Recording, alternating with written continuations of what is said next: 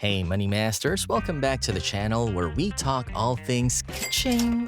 Today we've got a topic that hits close to home for many of us. If you're facing a hefty $100,000 debt, you're not alone. But fear not, because in this video, we're breaking down 7 actionable steps to help you get back on track and take control of your financial destiny. Starting off with number 1. Number 1. Assess your debt landscape. Let's kick things off by facing the financial music.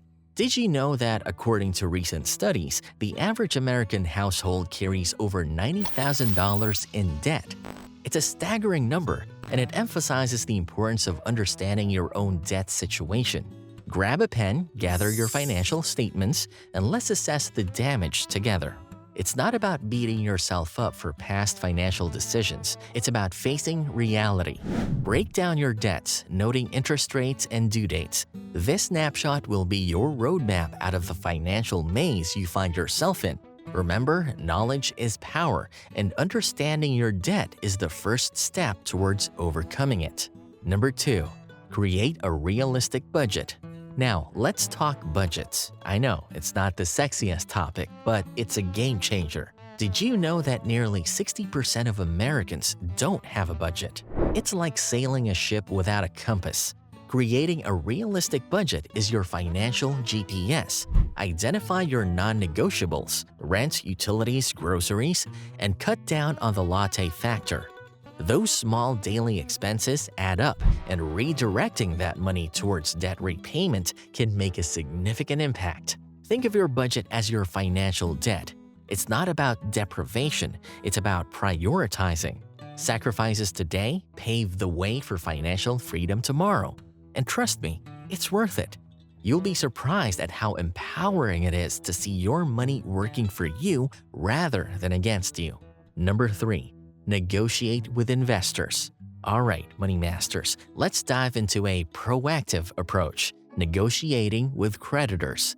Did you know that a whopping 70% of people who ask for lower interest rates on their credit cards actually get them? It's a game of numbers, and your willingness to negotiate can save you thousands. Pick up the phone, call your creditors, and share your story. Explain your financial situation, and you might be pleasantly surprised by their willingness to work with you. Consider this real-life scenario.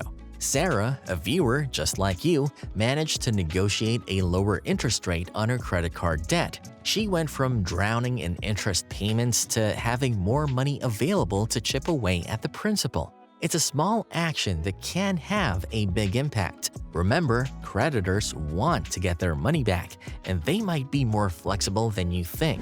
Negotiation is a skill worth honing, especially when it comes to your financial well-being. Number 4. Have multiple income sources. Now, let's talk about beefing up that income. Did you know that over 45% of Americans have a side hustle? It's not just about making ends meet, it's about creating financial breathing room. Whether it's freelancing, driving for a rideshare service, or selling handmade crafts online, diversifying your income can be a game changer. Here's another example. A viewer who found himself in a similar debt situation started offering consulting services in his field of expertise. Within a few months, he was pulling all the extra income towards his debt repayment. It's not just about working harder, it's about working smarter. Explore your skills, passions, and the gig economy to find opportunities to boost your income. Remember, every dollar earned on the side is a dollar closer to financial freedom. Alright, Money Masters, before we jump into the next game-changing tip, let's take a quick breather. Debt talk can get heavy, right? But here's the thing, we're in this together. Imagine we're all sitting in one big living room, sipping on virtual coffee and sharing our financial tales. So grab a virtual snack, hit that like button if you're vibing with the tips so far, and let's continue our journey to financial freedom. Number 5. Build an emergency fund. Now let's talk about preparing for the unexpected. Building an emergency fund.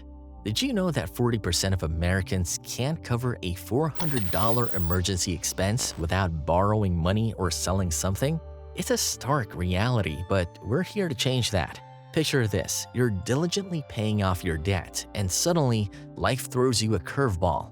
maybe a car repair or a medical expense. An emergency fund is your financial safety net, keeping you from sliding back into debt when life throws those unexpected punches. It's like having a financial superhero by your side, ready to swoop in and save the day. Even if it's starting small, consistently stashing away a bit of money each month can make a world of difference. As financial guru Robert Kiyosaki wisely says, it's not how much money you make, but how much money you keep, how hard it works for you, and how many generations you keep it for. So let's start keeping our money and building a safety cushion for whatever life throws our way.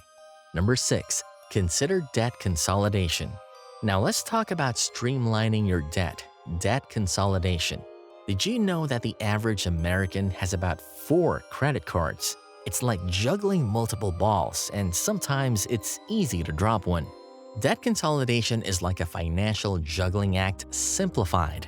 Imagine combining those high-interest debts into one manageable payment with a lower interest rate. It's not just about making your financial life simpler, it's about saving money in the process. Consider this scenario. You have credit cards with different interest rates, and it feels like you're on a financial roller coaster.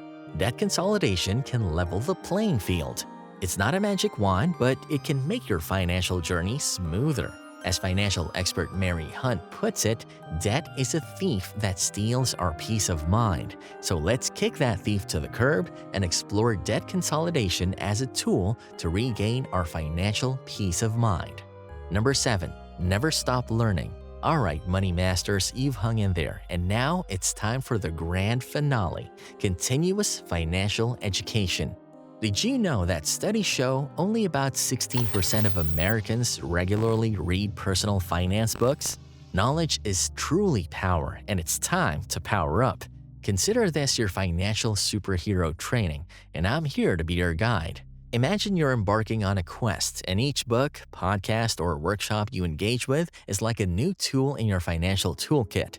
Whether it's learning about investment strategies, understanding market trends, or mastering the art of negotiating, every piece of knowledge is a stepping stone towards financial mastery.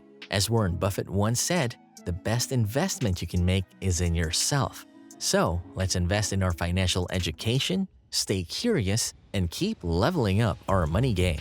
As we wrap up today's journey, remember, Money Masters, you're not alone in this.